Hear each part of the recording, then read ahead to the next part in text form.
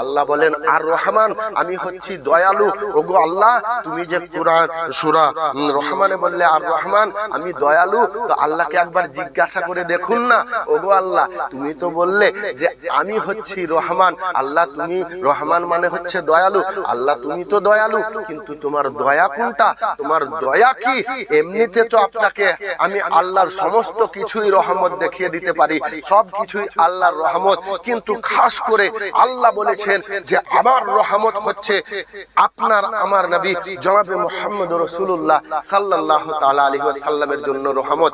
যেমন ভবিষ্যতের জন্য রহমত, বর্তমানের জন্য রহমত, অতীতের জন্য রহমত, আপনার জন্য রহমত, আমার জন্য রহমত, মানুষের জন্য রহমত, পশুর জন্য রহমত, সমস্ত সৃষ্টির জন্য তিনি রহমত।